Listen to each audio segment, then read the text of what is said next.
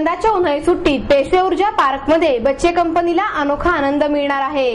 महापालिका निवडणुकीपूर्वी डिसेंबर महिन्यात पेशवे ऊर्जा पार्कमधील फुलराणीचे उद्घाटन करण्यात आले होते, परंतु काही अपरिहार्य कारणांमुळे फुलराणी बंद होती। पण आता लवकरच लहान मुलांची ही आवडती फुलराणी रुळावर धावणार आहे। येत्या 8 एप्रिलला फुलराणीच्या वाढदिवसानिमित्त फुलराणी सुरू करण्याचा मानस आहे। त्यामुळे उन्हाळ्याच्या सुट्टीत बच्चे कंपनीला त्यांच्या लाडक्या पेशवे ऊर्जा पार्कमध्ये मनसोक्त बागडता येणार आहे। आधुनिक अशा फुलराणी या नव्या टॉय ट्रेनचे आकर्षण सर्वांनाच असणार आहे। यामध्ये नवीन इंजिन बसवण्यात आले आहे आणि ट्रेनच्या मार्गात विविध प्राण्यांच्या आकर्षक अशा प्रतिकृती लवकरच बसवण्यात येणार आहेत। तसेच पार्कमध्ये विविध ठिकाणी 16 सीसीटीव्ही कॅमेरेही बसवण्यात येणार आहेत। पार्कमधील जुने झोपाळे आणि घसरगुंड्या या सर्व व्यवस्थित करण्यात आल्या आहेत। त्यामुळे बच्चे कंपनीला झोक्यावर झुलायला मजा येणार आहे।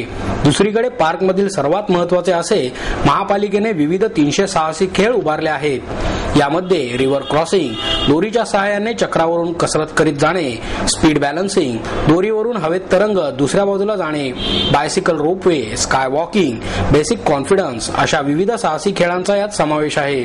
हे खेळ नवीन असल्याने त्यांची माहिती देण्याकरता तसेच खेळ खेळताना सेफ्टी बेल्ट कसा लावावा, खेळ कसा खेळावा यासाठी विविध ट्रेनर्सची नेमणूक करण्यात आली आहे। त्याचप्रमाणे 6 महिलाही संरक्षणासाठी इथे उपलब्ध असणार आहेत। या पार्कमधील साहसी खेळ निर्माण करण्यामागचा उद्देश काय आहे असे विचारल्यावर या प्रकल्पाचे संचालक BS देशमुख म्हणाले, आजकाल सर्वसामान्य पालक आणि मुलांना टीव्हीचे व्यसन लागत चालले आहे। हे व्यसन मेंदूच्या कौशल्यासाठी हानिकारक आहे।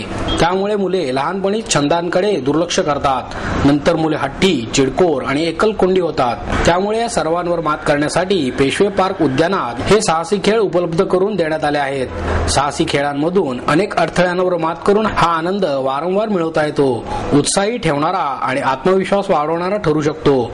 अनेक बाबींचा उलगडा करण्यास मोलाची मदत होते।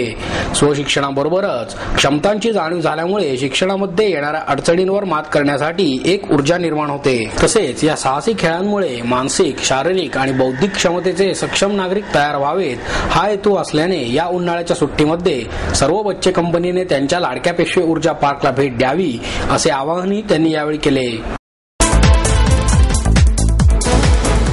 कुटुंबातील ताणतणावाने 28 वर्षीय तरुणाने 9व्या मजल्यावरून उडी मारून आत्महत्या केली। पानशेत येथील रहिवासी असलेल्या नवनाथ रोहिदास धानेपकर असे या तरुणाचे नाव आहे।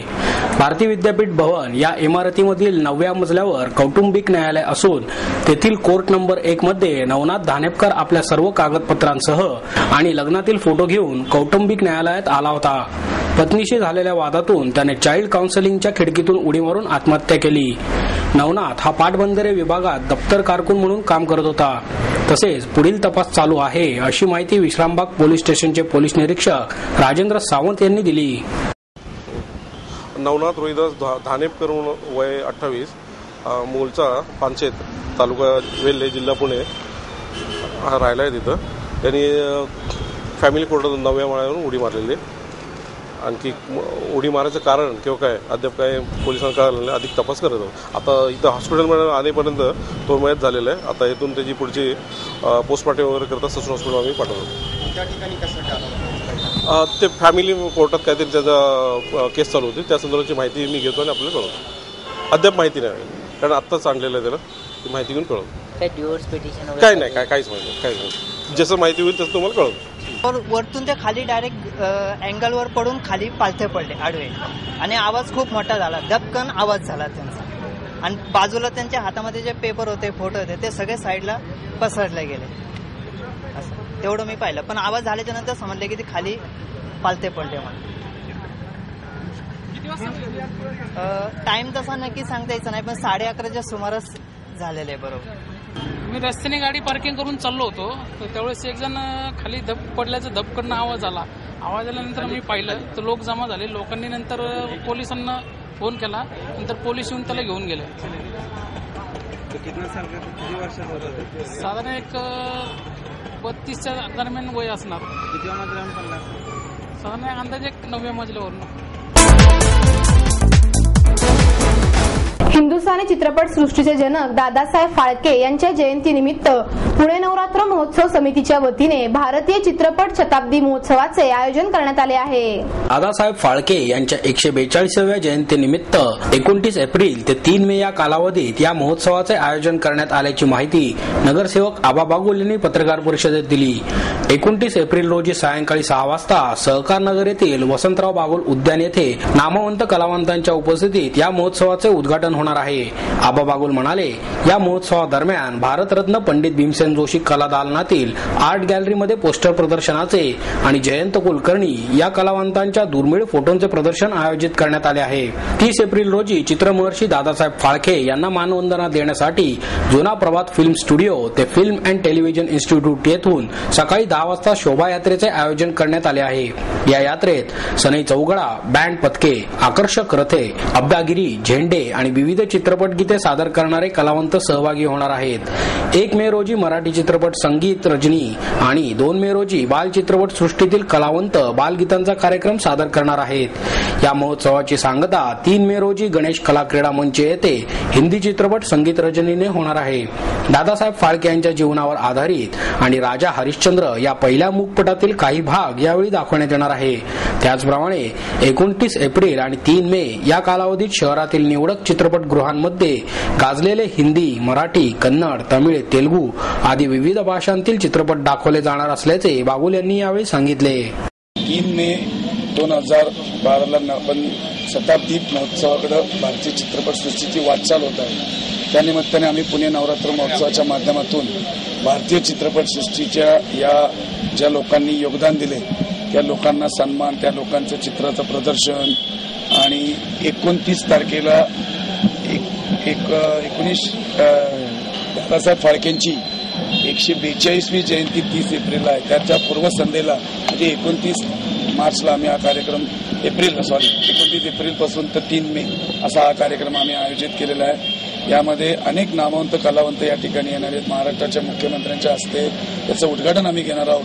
भारतरत्न भीमसेन जोशीमध्ये कलादानामध्ये अतिशय दुर्मिळ अशा फोटोचं आम्ही तिथं प्रदर्शन भरवलंय. जयंत कुलकर्णी म्हणून एक अमेरिकेचे आमचे स्नेही आहेत, त्यांनी आम्हाला या सगळ्या फिल्म्स दिलेल्या आहेत. त्यांच्या चित्रपटातले आर्केड फिल्ममध्ये आम्ही पुणे शहरामध्ये सगळीकडे जुने चित्रपट दाखवणार आहोत. मग विजय टॉकीज असेल, भानुविलास, प्रभात टॉकीज, मिनर्वा टॉकीज, जे जुनी मिरवणं म्हणण्यापेक्षा अतिशय जे विजय टॉकीज अशा थिएटरमध्ये या दुर्मिळ चित्रपट दाखवले जाणार आहेत. आम्ही माननीय आदरणीय मुख्यमंत्र्यांना विनंती केली की आपण या शताब्दी महोत्सवानिमित्त दादासाहेब फाळकेचं टपालाचं एक तिकीट काढावं पोस्टाचं आणि 3 मेला आपण याला 100व्या वर्षामध्ये आपण परत आहोत का नाही त्यासाठी 1 दिवसाचा 3 मेचा करमणूक कर महाराष्ट्रातल्या चित्रपटगृहाचा आपण माफ करावा अशी आम्ही विनंती केलेली आहे.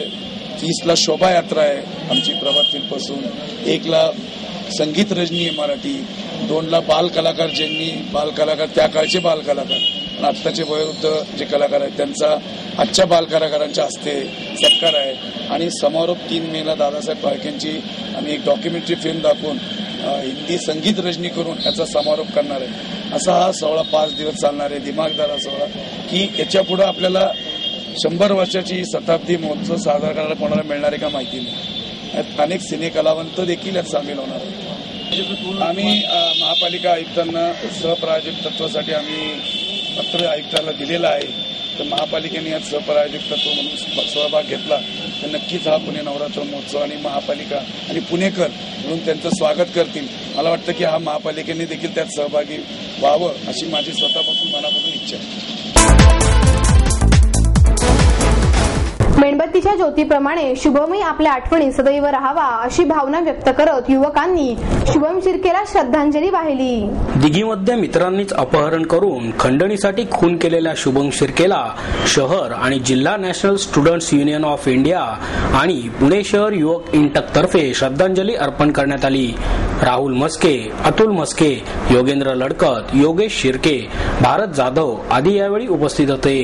पालकांनी राहा दक्ष, मित्रांवर असू दे कटाक्ष, नको विश्वास नको भरोसा, जीवाला कोणीही देतोय ठोसा अशा शब्दांमध्ये त्यांनी विरोध दर्शवला. शुभमच्या मारेकऱ्यांना फाशी झालीच पाहिजे अशी मागणीही त्यांनी यावेळी केली. शिर्केच्या मारेकऱ्याला फाशी झालीच पाहिजे. शुभम शिर्केच्या मारेकऱ्याला फाशी झालीच पाहिजे. अमर रहे अमर रहे शुभम शिर्के अमर रहे. अमर रहे अमर रहे शुभम शिर्के अमर रहे. शुभम शिर्केच्या मारेकऱ्याला फाशी झालीच पाहिजे. शुभम शिर्केच्या मारेकऱ्यांना फाशी झालीच पाहिजे. स्वर्गीय शुभम शिर्केच्या मारेकऱ्यांना फाशी झालीच पाहिजे. त्यांना फाशी झालीच पाहिजे. अमर रहे अमर रहे शुभम शिर्के अमर रहे पाहिजे. शुभम शिर्केच्या मारेकऱ्यांना फाशी झालीच पाहिजे. अमर रहे अमर रहे शुभम शिर्के अमर रहे. गडचिरोलीमधील नक्षलवाद्यांकडून होणारी हिंसा रोखण्यासाठी ट्रायबल बटालियनची स्थापना केल्यास नक्षलवाद आणखी चिखळेल असे मत निवृत्त पोलीस महासंचालक सुरेश खोपडे यांनी व्यक्त केले. अलीकडेच गडचिरोली येथे केंद्रीय राखीव पोलीस दलांच्या जवानांवर झालेल्या हल्ल्याच्या पार्श्वभूमीवर खोपडे यांनी पत्रकार परिषदेचे आयोजन केले होते. यावेळी खोपडे म्हणाले, गडचिरोली हद्दीतील नक्षलवाद्यांची हिंसा रोखण्यासाठी ट्रायबल बटालियनची स्थापना करण्याची घोषणा गृहमंत्र्यांनी नुकतीच केली आहे. अशा बटालियनमुळे हिंसाचाराचे प्रश्न संपतील हे कोणत्या अभ्यासावरून सिद्ध झाले असा प्रश्न उपस्थित करत ट्रायबल बटालियनमुळे नक्षलवादाचा प्रश्न सुटणार नसून तो अजून चिघळेल असे मत खोपडे यांनी व्यक्त केले. पुढे ते म्हणाले, केवळ 10 वर्षात आदिवासी बदलले, पण 35 वर्षांच्या काळात प्रशासन जसेच्या तसेच राहिल्याचे मी अनुभवले. शोषितांच्या भल्यासाठी आंदोलने आवश्यक आहेत. शोषणाविरुद्ध आवाज उठवला नाही तर ही नोकरशाही सामान्यांची ससेहोलपट करते. प्रशासकीय व्यवस्थेचा वैचारिक आत्मा मनुवादी आहे.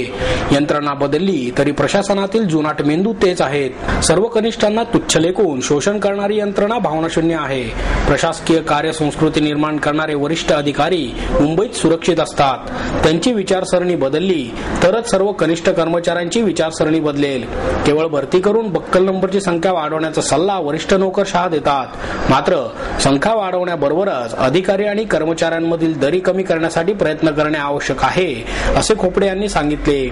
आधुनिक शस्त्रे घेऊन आलेल्या पोलिसांची मानसिकता, वर्तणूक आणि कार्यसंस्कृती याचा प्रचंड राग नक्षलवाद्यांच्या मनात आहे. तथापि गोळीचा शिकार बनणारा पोलीस जवान हा या कार्यसंस्कृतीमधील प्यादे असतो. त्यामुळे यामध्ये मारणारा आणि मरणारे हे दोन्हीही बाजूंना नाहीरे लोकांचा बळी जातो असेही ते म्हणाले. लक्ष्मी व्यंकटेश चॅरिटेबल आणि एज्युकेशनल ट्रस्ट आणि महर्षी विनोद रिसर्च फाउंडेशनच्या वतीने लक्ष्मी व्यंकटेश पुरस्काराचे वितरण करण्यात आले. ज्ञानोबा तुकोबा हे मराठी माणसांची अस्मिता आहे. संत ज्ञानेश्वर हे श्वास तर संत तुकाराम निश्वास आहेत असे मत संत साहित्याचे अभ्यासक डॉक्टर रामचंद्र देखणे यांनी यावेळी व्यक्त केले. Lakshmi Venkatesh charitable and educational trust आणि महर्षी विनोद रिसर्च फाउंडेशनच्या वतीने आयोजित 6 डायमेन्शन व्याख्यानमालेत लोप पावत असलेली लोककला या विषयावर ते बोलत होते. ज्येष्ठ पत्रकार SK कुलकर्णी, डॉक्टर विनोद संप्रसाद, विश्वास शेंडे यावेळी उपस्थित होते. डॉक्टर देखणे म्हणाले, संतांनी समाजाला जगण्याची नैतिक मूल्ये दिली आहेत. विविध लोककलांच्या माध्यमातून या मूल्यांचा प्रसार केला जात असे, परंतु या लोककला लोप पावत चालल्या आहेत. प्राध्यापक भास्कर गोडबोले, प्राध्यापिका सलीमा खान, डॉक्टर मनोहर डोळे, स्वकाम आणि सहेली या संस्थांना सामाजिक क्षेत्रातील कार्याबद्दल लक्ष्मी व्यंकटेश पुरस्कार यावेळी प्रदान करण्यात आला. एक पात्री सोलो परफॉर्मन्स संस्थेच्या वतीने हास्य धमाका या कार्यक्रमाचे 21 एप्रिल रोजी आयोजन करण्यात आले आहे. एकपात्री कार्यक्रम सादर करणाऱ्या कलाकारांनी एकत्र येऊन स्थापन केलेल्या एकपात्री सोलो परफॉर्मन्स संस्थेच्या वतीने हास्य धमाका हा कार्यक्रम येत्या 21 एप्रिलला आयोजित करण्यात आला आहे. एकपात्री कार्यक्रम सादर करून रसिकांचे मनोरंजन करणाऱ्या अनेक कलाकारांनी एकत्र येऊन ही संस्था सुरू केली आहे. नवी पेठ येथील पत्रकार संघाच्या सभागृहात हा कार्यक्रम रसिकांना विनामूल्य पाहण्यासाठी उपलब्ध असणार आहे अशी माहिती संस्थेचे सचिव वंदनराम नगरकर यांनी पत्रकार परिषदेत दिली.